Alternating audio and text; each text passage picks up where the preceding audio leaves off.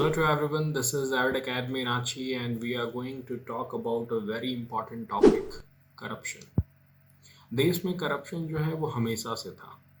अभी थोड़े से मुद्दे जो है ना वो ज़्यादा उभर कर आ रहे हैं, खासकर दिल्ली में।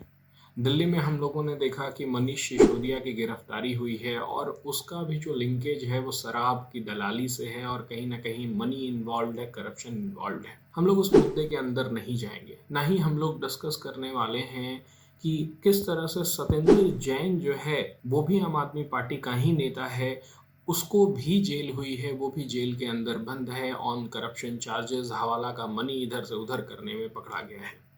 और ना ही मैं बात कर रहा हूं कोई सिंगल पार्टी की कि आम आदमी पार्टी करप्ट है। करप्ट सभी पार्टी है, करप्ट वही नहीं है जिसको अभी तक करप्शन करने का मौका नहीं मिला है, नहीं तो पूरी दुनिया करप्ट है। This is my view and I formally believe that. क्योंकि अभी हाल की न्यूज़ है कि बीजेपी के एक एमएलए जो कि कर्नाटका में हैं, सिटिंग एमएलए जो हैं, उनके घर से 80 करोड़ रुपए मिले हैं। झारखंड में जेएमएम की बात करें तो ये भाई साहब क्या करते हैं, अपनी बीबी के नाम पर ही खदान कर देते हैं और बोलते हैं कि गलती से हो गया है। सो बिहार की तो बात करनी ही गलत होगी, क्योंकि बिहार में तो सारे विशुद्ध करप्ट आदमी बैठे हुए हैं, कोई भी एक नेता नहीं होगा जो करप्ट नहीं होगा। मतलब कि जितने पॉलिटिशियन हैं वो चाहे किसी भी पार्टी से बिलोंग करते हैं, वो सारे के सारे करप्ट हैं। गॉट इट ना?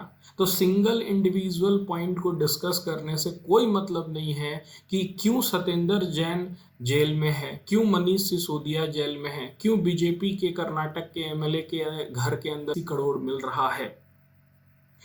उसने क्या गलती की, ये हमारा टॉपिक नहीं हो सकता है, क्योंकि सारे के सारे लोग करप्ट हैं। पर टॉपिक क्या होगा कि ये लोग करप्शन में क्यों लिप्त हैं, क्या ऐसा कारण है कि देश में जो करप्शन के मामले हैं वो बढ़ते रहते हैं, कभी कम नहीं होता है। आम आदमी पार्टी का निर्माण ही हुआ था कि करप्शन को कम करे, लेकिन वो अन्ना हजारे को वो पोटली में बंद करके फिर से महाराष्ट्र में फेंक करके वो करप्शन की कहानी अपना खुद ही चालू कर चुका है। सो इसी पॉइंट को देखते हैं कि क्यों इस देश में इतना ज़्यादा करप्शन है। सबसे पहले हम लोग स्टार्ट कर रहे हैं पावर से। Okay, so this is my first point, money and power. Marvel की कैरेक्टर की जो लाइन रहती है कि with great power comes great responsibility, I believe कि ये फालतू लाइन है, भारत पर अप्लाई नहीं होता है या फिर किसी भी देश के पॉलिटिशियन पर अप्लाई नहीं होता है। With great power comes lot of money, this is my line. Okay, और ये सच्चाई है। जिसके जिसके पास मनी है, जिसके पास पावर है, वो उससे उतना ही ज़्यादा पैसे कमाता है, वो उतना ही ज़्यादा करप्शन कर पाता है। This is a very simple theory. Consider करिए कि डेवलपमेंट करवाना है, डेवलपमेंट में रोड का बिल्डिंग कराना है। अब वो जो नेता है ना, जो मान लीजिए वो सांसद है ना, उसका कट फिक्स रहता है इसमें। आप उस पोजीशन पर हैं जहां पर आप वो डिसीजन ले रहे हैं कि ये डेवलपमेंटल प्रोसेस यहां से स्टार्ट होगा, और अगर वो डेवलपमेंटल प्रोसेस आप स्टार्ट करा पा रहे हैं तो आपको कट मिलेगा, और वो कंपनी जो काम करेगी वो आपको कट देगा। गॉट इट ना? तो आप अगर उस पावर पर हैं तो आपको पैसे मिलेंगे।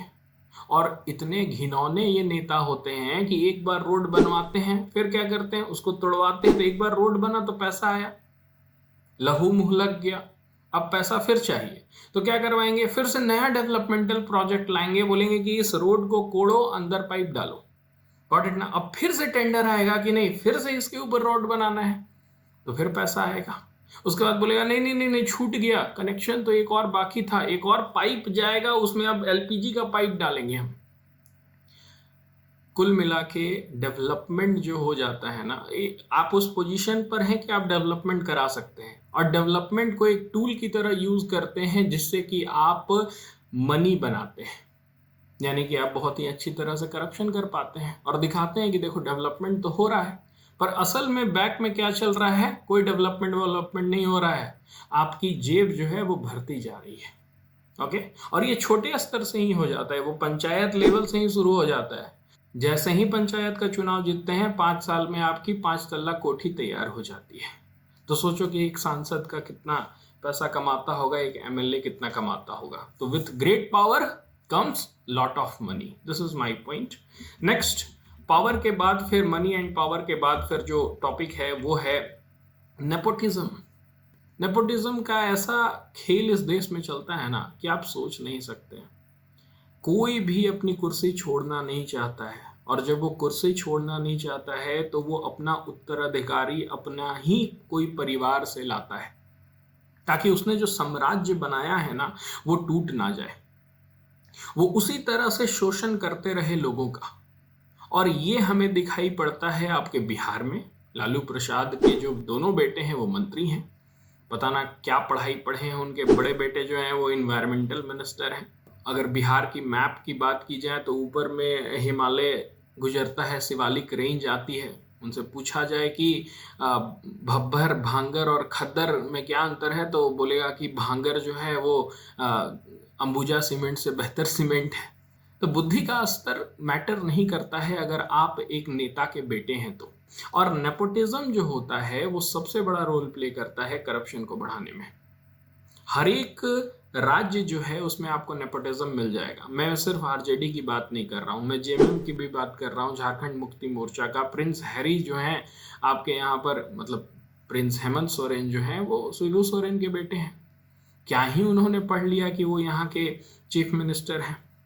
आप बीजेपी का ही ले लें, जय शाह ने क्या किया है कि वो बीसीसीआई के सेक्रेटरी के पद पर हैं। गॉट इट ना?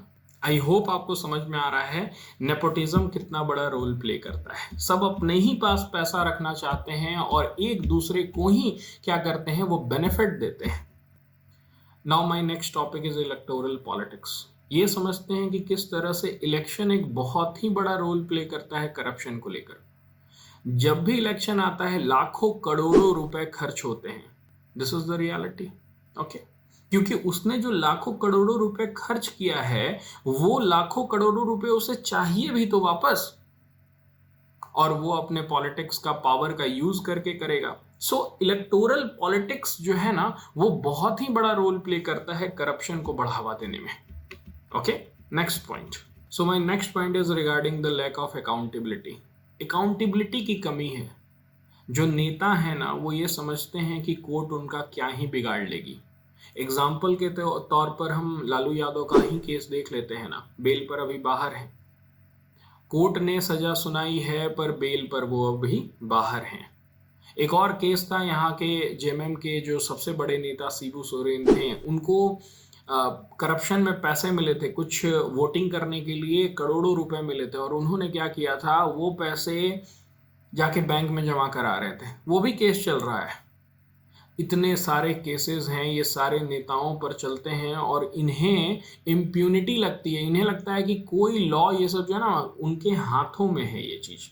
वो खींचते रहेंगे, वो रबर की तरह खींचते रहेंगे जितना उन्हें को मन करेगा, because there are many loopholes. उसका यूज करके क्या करेंगे ना वो बच निकलेंगे। तो अकाउंटेबिलिटी जो है ना वो आप इंश्योर नहीं कर सकते हैं इंडियन पॉलिटिक्स में, क्योंकि पॉलिटिशियंस ही लॉ बनाते हैं और ऐसे लॉज बनाते हैं जिसमें कि कुछ ना कुछ लूप होल्स होता है जिससे कि वो बच निकलते हैं।